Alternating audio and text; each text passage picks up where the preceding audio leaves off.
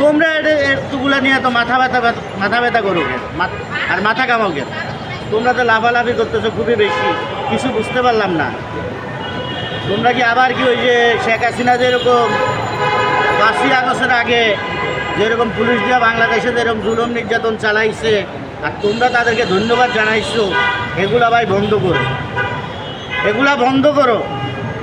বিশেষ করে আমি যে ঢাকা শহরে গাড়ি চালাই, এবার আন্দোলন সংগ্রাম, আমি প্রত্যেকটা আন্দোলন সংগ্রামে গাড়ি চালাইছি আর প্রত্যেকটা জায়গা কী কী চলছে আমি সব কিছু জানি। তোমরা যেরকম টিভির থেকে একটা গোয়েন্দার নিউজ চালু করে রাখো, আমরা বাংলাদেশের বিএনপি নেতাকর্মীরা এরকম একটা গোয়েন্দাগিরি করছি। কোন জায়গাটা তোমরা কি করছো?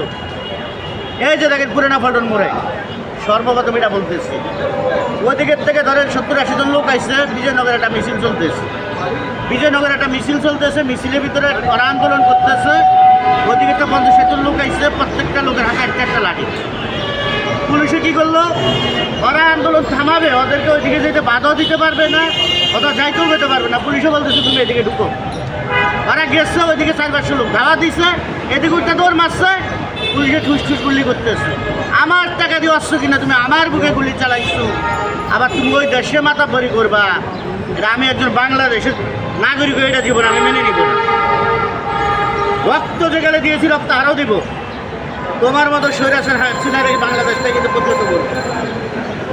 বিশেষ করে সেদিন আমি একটা জিনিস রাখছি তোমাদের জন্য, কিন্তু সেই দিনটা কিন্তু বর্তমানে আমাদেরকে মির্জা ফখরুল ইসলাম আলমগীর সাহেব এমনকি দলের আমাদের চেয়ারম্যান বলছে শান্ত থাকার জন্য। এই জন্য আমি জিনিসটা কিন্তু 22 তারিখে আমাদের সমাবেশ, সেদিন যে এটা দিব। এই আওয়ামী লীগের ছাত্রলীগের গুন্ডা বাহিনী আছে যে লাঠিটা কত বড় বড় লাঠি দিয়েও কিন্তু আমাদেরকে আক্রমণ করছে, নির্যাতন করছে। এই জিনিসটা জাতির সামনে আমি তুলে ধরবো সেদিন। সবচেয়ে বড় কথা হলো কি, আজকে বাংলাদেশে দেখেন আলুর কেজি বলে আজকে হলে কি 400 টাকা, পেঁয়াজের কেজি বলে 150 টাকা।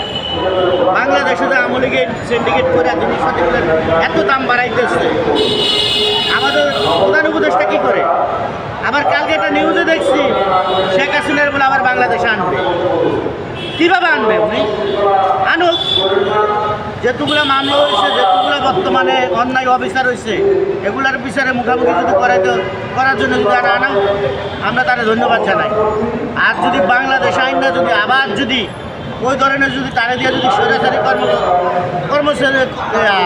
শৃঙ্খল যদি করতে চায়, তাহলে আমরা আবার রাস্তা নামতে কিন্তু দ্বিধা করবো না।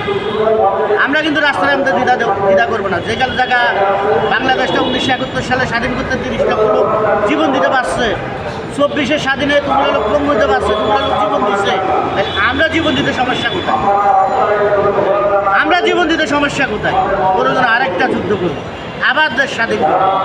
কিছু কিছু আওয়ামী লীগের নেতা কর্মীরা বলে 2 মাসের সময় দিচ্ছে, 2 মাসের ভিতরে বলে আবার বলে শেখ হাসিনার বলে বাংলাদেশে কি আমাদের যেসব সমন্বয়ক আছে ওদেরকে বলে পলাই যেতে হবে, তার বদলে ওদেরকে বলে পলাই যেতে হবে, পলাই যেতে হবে। ঠিক আছে, পলাই যেতে হবে, ঠিক আছে বাবা, ওরা যদি পলা দেখা যাবে, তোমরা আগে মাঠে আসো না, দেখি তোমাদের সাথে খেলতে যায় কিনা। তোমরা মাঠে আসো, তোমাদের সাথে খেলা যাবে কিনা দেখি। আরে হাত লাগে কি হবে? ওদেরকে তো ধরার জন্যে এই হাত দুটা এখন বর্তমানে রেস্টে রাখছে। আসুক, ওদেরকে কি করা যায় দেখা যাবে। আপনার কাছে প্রশ্নের সমাধান হয় নাই। প্রথম প্রশ্ন, এই তারেক রহমানকে